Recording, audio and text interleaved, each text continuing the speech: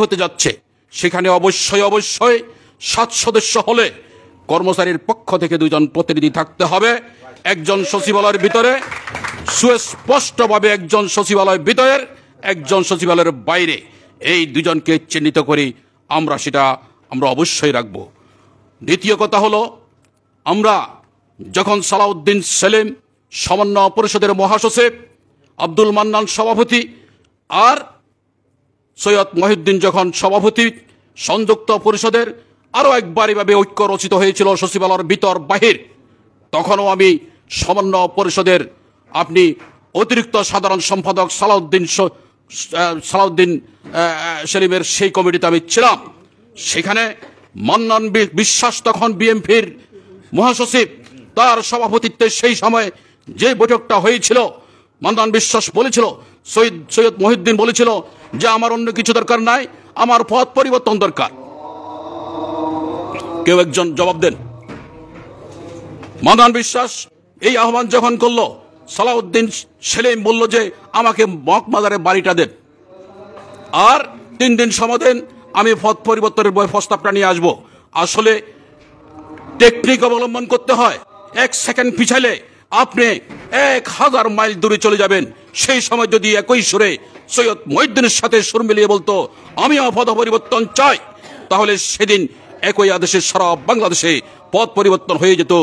যেই লাত্তি উস্তাটা খেয়েছি, দীর্ঘ 30 বছর আন্দোলন করে আমরা সমাধান পাচ্ছি না। এখন আমরা যখন এক অভিন্ন নিয়োগ বিধির কথা বলতে চাই, আমার বাদিউল ভাইদের মনে কষ্ট চলে যায়। আমরা সেই কথা এখন আর বলবো না, যেহেতু ঐক্যের রচনাতে আমরা এসেছি।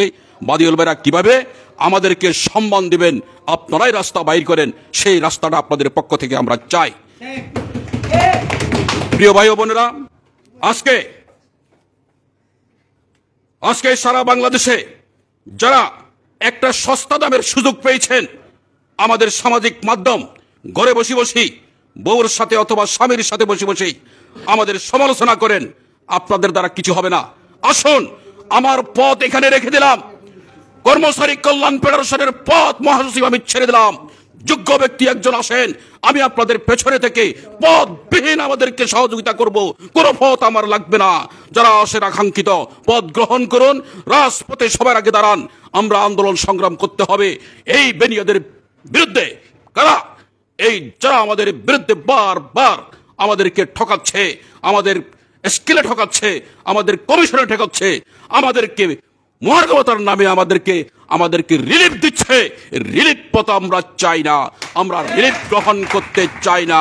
রিলিফ হয়েছে আজকে যেখানে বন্যা হচ্ছে, যেখানে খরা হচ্ছে, অসহায় মানুষের জন্য আমরা সম্মানের সহিত আমরা আপনাদের দেশ উন্নয়নের কাজ করছি।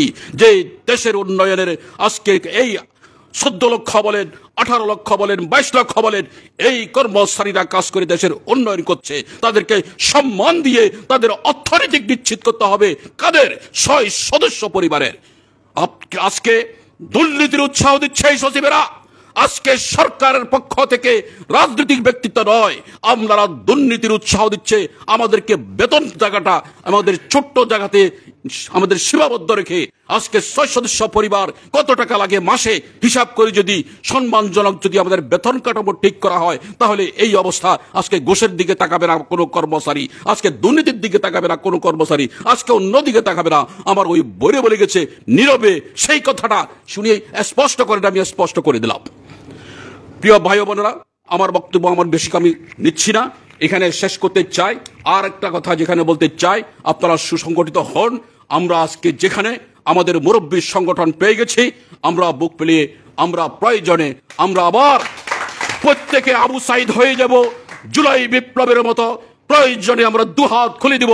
আসেন, পুলিশরা গুলি করেন। আমরা আজকে সরকারের কাছে অর্থনৈতিক নিরাপত্তা চাই, সম্মানের নিরাপত্তা চাই। সবাই সংগঠিত হন। আশা করি আমাদের 2 জন আমাদের শীর্ষ নেতার পক্ষ থেকে আমরা এই মুহূর্তে ওনাদের বক্তব্যের মাধ্যমে আমরা আমাদের দৃশ্যনীয় ঐক্যের ঘোষণা আসবে প্রেস ক্লাবে এবং কর্মসূচি নিয়ে মাঠে নামবো আমরা। এই আহ্বান করে আমার কথা শেষ করছি। সবাইকে ধন্যবাদ। আসসালামু আলাইকুম ওয়া রাহমাতুল্লাহ।